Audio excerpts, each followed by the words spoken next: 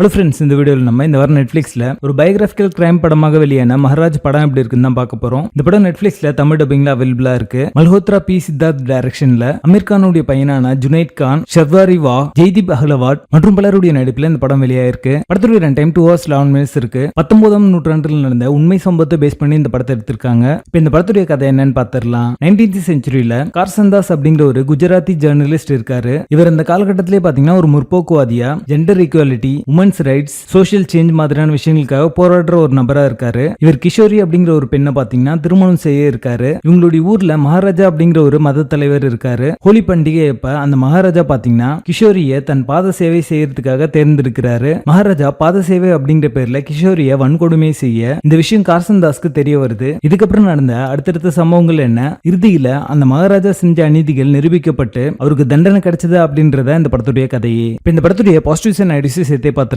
இந்த படத்துல பிடிச்ச விஷயம் என்ன அப்படின்னு பாத்தீங்கன்னா, இது ஹிந்து ரிலிஜன் சம்பந்தப்பட்ட ஒரு கதை அப்படின்றதுனால நிறைய கான்ட்ரோவர்சி பாத்தீங்கன்னா இந்த சீரிஸ் ரிலீஸ்க்கு வந்துச்சு. இருந்தாலுமே இந்த படத்துல பாத்தீங்கன்னா அந்த கான்ட்ரோவர்சி எதுவுமே அவங்க கிரியேட் பண்ணாம ரிலிஜன் அப்படிங்கிற பேர்ல போலீஸ் சாமியார்கள் செய்யற தவறான விஷயங்களே எதிர்த்து இந்த படத்துல குரல் கொடுத்திருக்காங்க அப்படின்னே சொல்லலாம். சோ மகாராஜா மாதிரியான நபர்கள் பாத்தீங்கன்னா இதிகாசங்கள்ல எத்தனையோ நல்ல விஷயங்கள் சொல்லிருப்பாங்க. அதெல்லாம் விட்டுட்டு ஏதாவது ஒரு சின்ன டார்க்கான ஒரு சடங்கை எடுத்து அதை ஃபாலோ பண்ணிட்டு இருப்பாங்க. அந்த மாதிரியான விஷயங்கள் ரொம்ப நல்லாவே போர்ட்ரே பண்ணியிருந்தாங்க அப்படின்னு சொல்லலாம். 19ஆம் நூற்றாண்டுக்கான அந்த ப்ராப்ஸ், ஆர்ட் டைரக்ஷன் எல்லாமே பாத்தீங்கன்னா டீசென்ட்டா பண்ணியிருந்தாங்க. படத்துடைய கடைசி 30 minutesல வர அந்த கோர்ட் ரூம் சீக்வன்ஸ் எல்லாமே இன்ட்ரெஸ்டிங்கா இருந்தது அப்படின்னே சொல்லலாம். அதுதான் இந்த படத்துடைய இன்ட்ரெஸ்டிங் பார்ட் அப்படின்னே சொல்லிடலாம். படம் பார்த்து முடிக்கும் போது ஒரு நல்ல படம் பார்த்த ஒரு திருப்தியை இந்த படம் உங்களுக்கு தரும். இந்த படத்துல நடிச்ச எல்லாருமே ஒரு நல்ல பெர்ஃபார்மன்ஸ் கொடுத்திருக்காங்க. லீட் ரோல்ஸ்ல நடிச்ச ஜுனைத் கான், ஷர்வாரி வா இவங்க ரெண்டு பேரும் பாத்தீங்கன்னா ரொம்ப நல்லாவே நடிச்சிருப்பாங்க. வில்லனா நடிச்ச ஜெய்தீப் அகல்வாத் பாத்தீங்கன்னா ஒரு சட்டிலான ஒரு பெர்ஃபார்மன்ஸ் கொடுத்திருப்பாரு. அவருடைய பேருக்கும் புகழுக்கும் ஆபத்து வர மாதிரியான ஒரு உச்சக்கட்ட சீனா இருந்தாலுமே பாத்தீங்கன்னா ரொம்ப கூலா டீல் பண்ணுவாரு. அது எல்லாமே பாத்தீங்கன்னா ஒரு நல்ல கான்ஃபிளிக்டா இந்த படத்துக்கு அமைஞ்சிருக்கு அப்படின்னே சொல்லலாம். இந்த படம் ஓஎம்ஜி மாதிரி ஒரு கோர்ட் ரூம் டிராமாவா இருக்கும் அப்படின்னு நினைச்சு பாத்தீங்க அப்படின்னா கண்டிப்பா இந்த படம் உங்களுக்கு ஏமாற்றத்தை தரும். மகாராஜா செஞ்சிருந்த அநீதிகள் எப்படி கோர்ட்டுக்கு போச்சு அப்படின்றதுதான் இந்த படம் முழுக்கவே சொல்லியிருப்பாங்க. அந்த சீக்வன்ஸ்ல இருக்கிற சில டிராமாட்டிக் போர்ஷன் பாத்தீங்கன்னா லேக் ஆக தான் செய்யுது. படத்துடைய பேசிங் டீசென்டா இருக்கும். மொத்தத்துல இது ஒரு நல்ல பயோகிராபிக்கல் கிரைம் டிராமாவாக வந்திருக்கு. படத்துல அடர்கனன்ட் இருக்கு. இந்த படத்தை நீங்க ஃபேமிலியோட பார்க்காதீங்க.